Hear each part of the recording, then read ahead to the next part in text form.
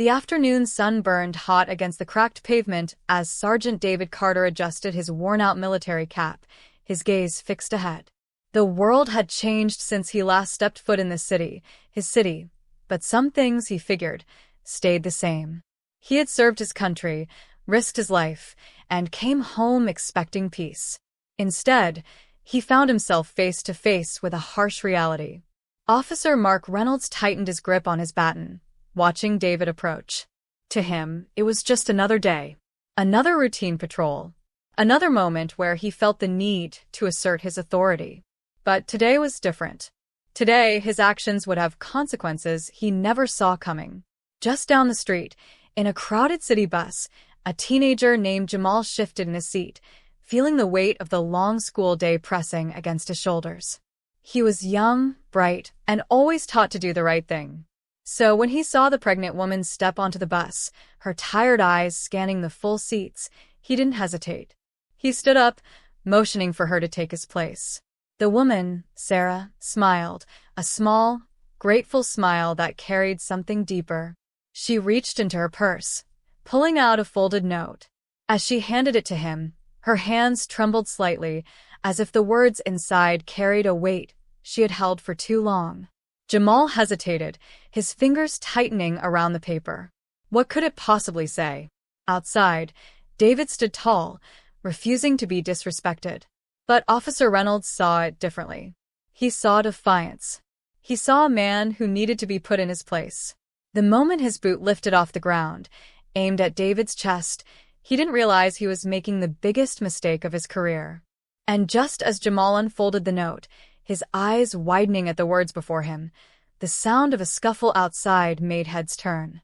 The past and present were colliding in ways no one could predict. But what did the note say? And would David let this injustice go unanswered? Everything was about to change. Jamal's hands shook slightly as he unfolded the note. The corners of the paper were creased, the ink slightly smudged as if it had been written in a hurry. His heart pounded in his chest. He had expected a simple thank you, or maybe a kind word, but as his eyes scanned the words, his breath caught in his throat. The bus rocked slightly as it came to a stop, the chatter of passengers fading into a dull hum in the background. Jamal's fingers tightened around the note as he reread the words, trying to make sense of them. Why would she write this? What did it mean? He glanced up at the woman, but she was staring straight ahead, her hands resting on her belly as if protecting the life growing inside her. There was something in her expression, a quiet sadness, or maybe hesitation, like she wanted to say something more but couldn't bring herself to. Before he could ask, the bus doors hissed open, and she stood up, moving carefully toward the exit. She turned her head slightly, meeting his gaze for just a moment, and then she was gone, disappearing into the busy sidewalk. Jamal sat frozen, gripping the note, his mind racing. He had to find out more. Meanwhile, outside on the street, David stumbled back slightly as the officer's boot connected with his side. A sharp pain shot through his ribs, but his instincts kicked in before he could fully process it. Years of training, discipline, and survival rushed through him in an instant. He steadied himself, locking eyes with Officer Reynolds, who was already reaching for his radio. David could feel the heat rising in his chest. He had been through worse, far worse.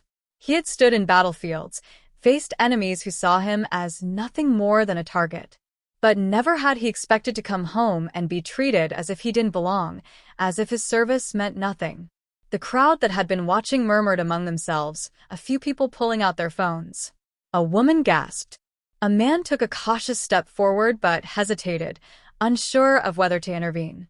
This wasn't just another street altercation. This was something bigger. And David knew it. He took a slow breath, steadying himself, his fists tightening at his sides. He wasn't going to let this happen. Not here. Not today. Back on the bus, Jamal finally snapped out of his thoughts, shoving the note into his pocket as he pressed the button for the next stop. He needed answers. Something inside him told him that this was important, that whatever the note said, it wasn't just random words on a piece of paper. There was something behind it, a story waiting to be uncovered. As he stepped off the bus, his eyes scanned the street, searching for the woman. She was a few feet ahead, walking at a steady pace. Jamal hesitated for a moment, then took a deep breath and quickened his steps to catch up. "Excuse me," he called out, his voice uncertain but firm. The woman turned, her expression unreadable. For a brief moment, they just stood there, the noise of the city buzzing around them. And then Jamal held up the note. "What does this mean?" he asked. "Why did you give this to me?" The woman looked at the paper in his hand, then up at his face. She hesitated, as if deciding whether or not to answer. Then, in a voice barely above a whisper, she said, "Because you remind me of someone I lost." Jamal's stomach tightened. He wasn't sure what he had been expecting, but it wasn't that. "Who?" he asked. The woman swallowed hard, her eyes glistening. "My brother." Jamal opened his mouth to respond, but before he could, a loud commotion down the street caught both of their attention. A small crowd had gathered, voices rising in concern. Then, a sharp, commanding voice rang out over the chaos. "Stay back. Step away." Jamal turned his head toward the sound. He couldn't see much past the gathering of people, but he could feel the tension in the air. He glanced at the woman, who looked just as uneasy as he felt. Something was happening, and he had a feeling it wasn't good. David stood his ground, his muscles tensed as Officer Reynolds reached for his handcuffs. "Turn around, hands behind your back," the officer ordered, his tone sharp. David didn't move. "For what?" he asked, his voice steady, but filled with restrained anger. "For standing here? For walking down the street?" The officer's jaw tightened. "Obstruction. Resisting. Take your pick." David let out a slow breath. He had been trained to assess situations, to know when to engage and when to stand down. But this wasn't a battlefield, and yet it felt like one. He could feel the weight of the eyes on him, the cameras recording, the people waiting to see what he would do. Then he made his decision. With deliberate slowness, he raised his hands. Not in surrender, but in control. "You don't want to do this," he said, his voice calm. "Think about what you're doing." For the first time, uncertainty flickered in Officer Reynolds' eyes. It was small, almost unnoticeable, but it was there. And in that moment, the balance of power shifted. The crowd murmured louder now. More phones were lifted, more people stepping closer, no longer just watching but witnessing. And somewhere in that crowd, Jamal and the woman stood, their own story momentarily forgotten as they watched history unfold before their eyes. Everything was about to change. The air felt thick with tension as David kept his hands raised, his sharp gaze locked on Officer Reynolds. The officer's fingers twitched near his belt, his breathing uneven. He was used to people obeying him, backing down, but this was different. David wasn't just another man on the street. He was someone who had faced real battles, real threats, and he wasn't about to be intimidated by a badge misused. The crowd grew, murmurs spreading like ripples in water. A woman clutched her phone, recording everything, her voice shaking as she whispered, "This isn't right." A young man in a hoodie clenched his fists at his sides, torn between stepping in and staying back.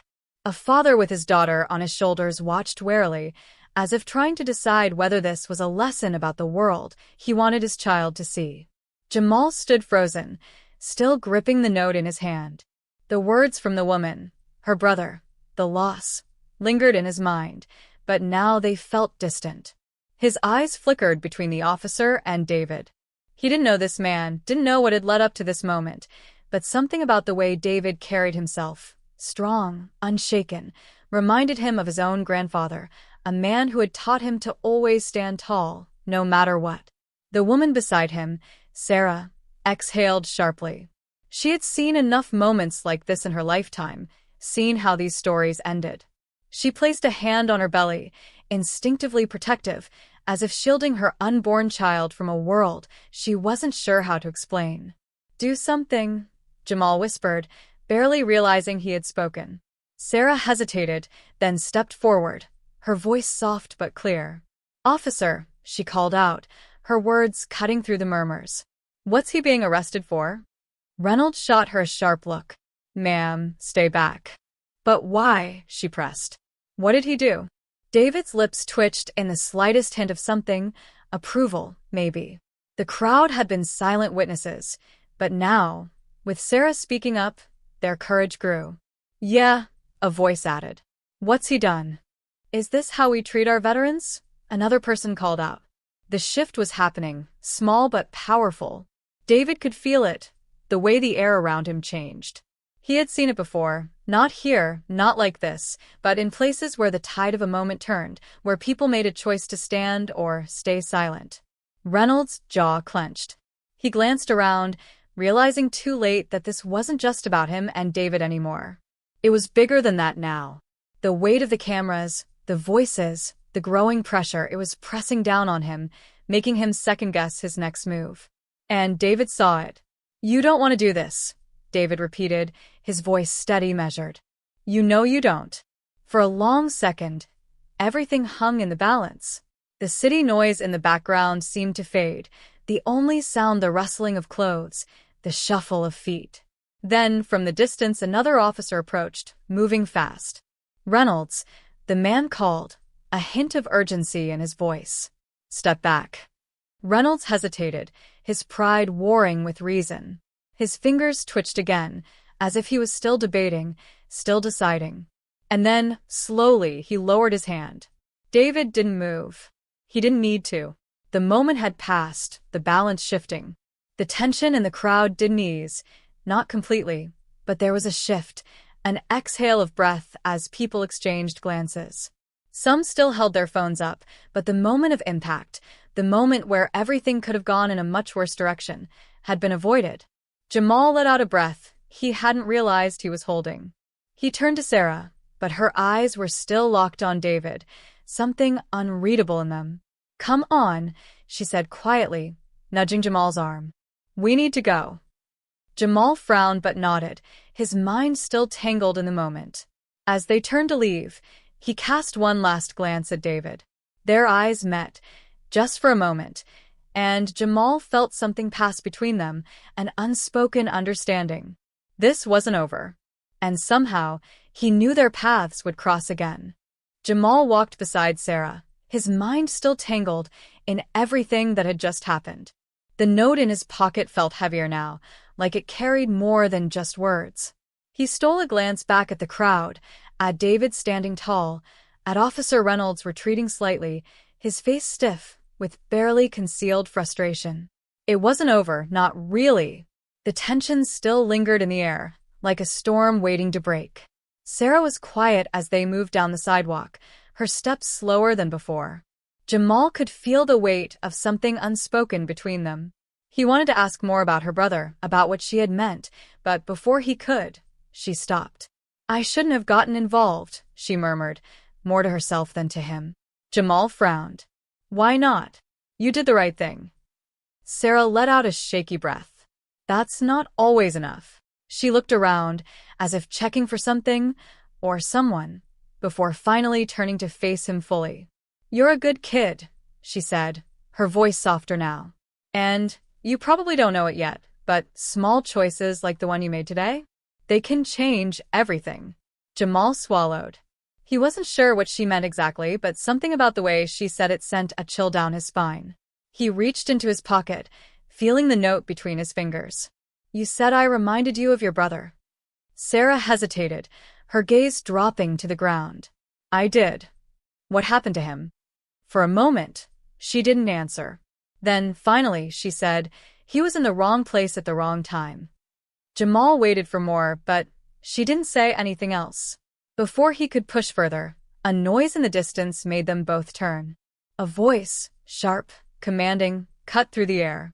"Hey, stop." Jamal's stomach clenched. Across the street, David was moving fast, his body tense, his eyes locked onto something or someone. Officer Reynolds was following, his posture rigid, his hand hovering near his belt again. Jamal's heart pounded. The tension that had hung over the moment before had snapped back into place, tighter than before. People on the street stopped, their eyes darting between David and Reynolds. "Not again," Sarah whispered. Jamal's feet moved before he could think. He didn't know why, he wasn't even sure what was happening, but something in his gut told him this wasn't over. As he pushed through the crowd, He caught sight of a figure moving near an alleyway, a shadow slipping between the buildings. It happened fast. David was turning, his expression sharp with recognition. Then suddenly, a voice rang out, one filled with anger, with fear. "You don't get to just walk away." And then everything exploded. Jamal and Sarah walked in silence, the tension from the street still clinging to them. The city felt different now, louder, heavier, like the air itself carried the weight of what had just happened. Jamal's mind was spinning, caught between the note in his pocket, the warning in Reynolds' voice, and the way David had stood so still, as if waiting for the next storm to come. Then, just as they turned onto a quieter street, Sarah's step slowed. Jamal looked up at her, confused, until he followed her gaze. Across the street, leaning against a parked car, was a man watching them. His posture was relaxed, too casual, but there was something sharp in his eyes. He was tall, dressed in plain clothes, but Jamal could tell instantly he was a cop. Sarah swallowed hard. "We should keep walking," she muttered under her breath. Jamal's stomach twisted. "Who is that?" Sarah didn't answer right away. Instead, she looped her arm through Jamal's and kept moving, her grip just a little too tight. "Just keep walking." The man didn't follow, didn't call out. He just stood there, watching, his expression unreadable. But the way Sarah was acting told Jamal everything he needed to know. This wasn't some random cop. This was something else. They turned the next corner, and Sarah finally let out a shaky breath. "That's Detective Lawson," she said quietly. "And if he's here, it means this is bigger than we thought." Jamal frowned. "Bigger how?" Sarah shook her head. "I don't know. But I do know he doesn't show up unless something serious is happening." Jamal's heartbeat pounded in his ears. It wasn't just Reynolds anymore. There was something else at play, something deeper. And Sarah knew more than she was saying. They stopped at a small cafe, ducking inside to put some distance between them and the street. The hum of conversation and the scent of coffee did little to calm the tension curling in Jamal's chest. He turned to Sarah. "Tell me the truth. What's going on?" Sarah hesitated. For a long moment, she just stared at the table, as if trying to decide how much to say. Then she reached into her bag and pulled out her phone. With a few quick taps, she opened a news article and slid it toward him. Jamal's eyes flickered over the words, and his stomach dropped. Veteran files lawsuit against police department, claims wrongful force used in past incident. Beneath the headline was a photo of David, standing in front of a courthouse, his expression firm. Jamal looked up, stunned. "David suing them?" Sarah nodded. "That's why Reynolds is so angry. And why Lawson is here." She leaned in, lowering her voice. "If this case goes public, it's going to bring up things the department doesn't want people to know." Jamal's mind raced. The pieces were clicking together too fast. Reynolds wasn't just another cop on a power trip. He was someone with something to lose. And if Lawson was involved, that meant the department wasn't just standing by. They were watching. Jamal exhaled slowly. "This is bad, isn't it?" Sarah met his gaze, and for the first time, he saw real fear in her eyes. "It's worse than you think." Outside, across the street, Detective Lawson was still standing there. But this time, he wasn't alone. 2 more officers had joined him, speaking in low voices. And even though the glass distorted their words, the way they kept looking in the direction of the cafe made one thing clear. Jamal and Sarah weren't just witnesses anymore. They were part of the story now. And someone was making sure they knew it. Jamal barely had time to react before the scene erupted into chaos. David spun around, his muscles coiled like a spring, his face set with the kind of determination that only came from years of knowing when a fight was unavoidable. Officer Reynolds was already moving in, his hand gripping his baton tightly, his face a mix of anger and something else, something closer to desperation. People on the street froze, eyes widening as they sensed the shift in the air. A few stepped back, pulling out their phones, their voices rising in confusion. Others stood rooted to the spot, watching, waiting, as if they could already feel that this was a moment that would not be forgotten. Jamal's breath hitched as he pushed forward, Sarah right behind him. His heart pounded so hard it hurt. He didn't know what he could do, but He couldn't just stand there. David lifted his hands, his voice steady despite the tension in his body.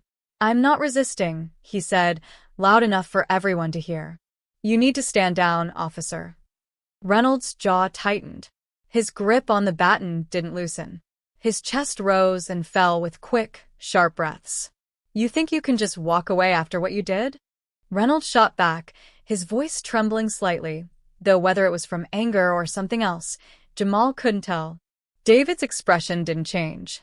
"I didn't do anything but stand my ground, just like I did for my country." The words hit like a hammer. A murmur rippled through the crowd. People shifted uneasily. The weight of David's past, of everything he had sacrificed, was laid bare in those few words. And yet, Reynolds didn't back down. "You don't belong here," the officer muttered, barely loud enough for Jamal to hear. David's eyes darkened. His fingers twitched at his sides. The crowd was silent now, the city itself holding its breath. Then, suddenly movement in the alley caught Jamal's eye again. A shadow shifting, ducking behind a dumpster. Someone was there. Someone who didn't want to be seen. Jamal's instinct screamed at him. This wasn't just about David and Reynolds anymore. There was something else at play, something bigger, something hidden in the cracks of this moment. "Jamal," Sarah whispered urgently, grabbing his arm. She had seen it too. "We need to go." Jamal hesitated, his eyes darting between David, the growing crowd, and the figure in the alley. Something told him that whatever was happening here wasn't an accident. Someone was watching. Someone was waiting. Before he could move, a voice cut through the tense silence. "Back up." A second officer, one Jamal hadn't even noticed arriving, stepped in, his hand resting on his holster. The words sent a ripple of fear through the crowd. People edged away, their faces shifting from curiosity to unease. Jamal's pulse skyrocketed. This was getting out of control. David's face remained unreadable, but Jamal could see the way his shoulders tensed. He was a soldier. He knew when a situation was on the edge of spiraling. And Jamal realized with chilling certainty that David wasn't afraid for himself. He was afraid for what would happen next. Then, without warning, a sound, small but unmistakable, rang out from the alley. A click. Jamal turned just in time to see the shadow shift again. The glint of something metallic. "David!" he shouted. Everything happened at once. David moved. The officer spun around. The crowd gasped. Reynolds' baton swung, but it was too late. David had already sidestepped, his military training kicking in like muscle memory. The baton missed, cracking against the pavement instead. Reynolds stumbled forward. His face twisted in rage. His hand shot to his belt. And then, from the alley, the figure stepped out, a hood drawn low over their face, their hands hidden in their pockets. David saw them. So did Reynolds. And in that split second, everyone seemed to realize the same thing. This wasn't just a fight. This was something much, much bigger. Jamal felt Sarah's grip tighten on his wrist. His breath came fast and uneven. Because now it wasn't just about David. It wasn't just about Reynolds. Now, there was someone else in play. And they weren't here by accident. The alley fell silent for a moment, the weight of uncertainty pressing down on everyone. Jamal could feel his heartbeat in his ears, his body tensed as if bracing for something inevitable. The hooded figures stood still, their posture unreadable. David's stance shifted slightly, the movement so subtle most people wouldn't have noticed. But Jamal did. It was the stance of someone trained, someone ready to react. Reynolds, still seething from the near miss, barely seemed to register the new presence. His fingers twitched toward his belt again. Then, in a low, steady voice, David spoke. "You don't want to do this." For a second, Jamal thought he was talking to Reynolds. But then he realized David's eyes weren't on the officer anymore. They were locked onto the hooded figure. The air crackled with tension. The figure took a slow step forward, then another, until they were close enough for the streetlights to reveal part of their face. A woman. Young. No older than her early 20s. Her expression was tight with something Jamal couldn't quite place. Fear, maybe. Or regret. You shouldn't be here, she said softly, her gaze flickering between David and Reynolds. This wasn't supposed to happen like this. Reynolds frowned, finally shifting his attention to her. Who are you? She hesitated. Her hands twitched at her sides, like she wanted to reach for something but was forcing herself to stay still. Jamal noticed how her shoulders hunched slightly, how she kept shifting her weight from foot to foot. David took a step closer. It's okay, he said, his voice calm. Just tell us what's going on. The woman exhaled shakily, then looked past David, straight at Jamal. You don't know me, she said, but I know who you are. Jamal blinked, his stomach twisting. What? You did something today, she continued. Something small, but it mattered. More than you realize. Jamal's fingers brushed the note still in his pocket. He swallowed hard. What are you talking about? The woman hesitated, then glanced at Reynolds again before lowering her voice. You weren't supposed to see any of this. None of you were. David's jaw clenched. See what? She shook her head, frustration flashing across her face. There are people who don't want the truth coming out, she said. And they're willing to do whatever it takes to keep things quiet. Reynolds stiffened. What are you talking about? His voice had an edge now, but there was something else there too, something almost defensive. The woman ignored him. David's case, it's bigger than just one bad cop. It's about control. Power. And making sure people like him don't get to fight back. Jamal felt a chill go through him. David's face darkened. Who sent you? The woman shook her head. No one. Not really. I was supposed to make sure you didn't get too far. But I can't do this anymore. Jamal barely noticed the crowd pressing in around them, murmurs growing louder as people tried to piece together what was happening. He barely noticed Sarah's tight grip on his arm. All he could focus on was the weight of the moment, the way everything seemed to be unraveling at once. Then, from somewhere nearby, the distant sound of sirens broke the air. The woman's eyes widened slightly. I have to go. David tensed. Wait. But before he could move, the woman turned and disappeared back into the alley, vanishing into the darkness, like she had never been there at all. For a long moment, no one spoke. Then Reynolds exhaled sharply, rubbing a hand over his face. His anger seemed to have drained out of him, replaced with something else, exhaustion, maybe. Or something close to it. David took a step back, shaking his head. This isn't over. Reynolds met his gaze, but this time, he didn't say anything. He didn't argue. The sirens grew closer. People started shifting, murmuring. Some backed away, others lingered, watching. Sarah let out a slow breath. We should go. Jamal hesitated, looking up at David. He didn't want to just leave, not after everything, but he could tell David knew that too. And for the first time, David didn't look like a man standing alone. He looked like a man who had been seen. Jamal nodded. Without another word, he and Sarah turned, slipping back into the city, letting the night swallow them. As they walked, Jamal reached into his pocket, pulling out the note again. He unfolded it slowly, reading the words one more time. Small things change the world. His fingers tightened around the paper. Maybe today wasn't just about David. Maybe it wasn't just about Reynolds.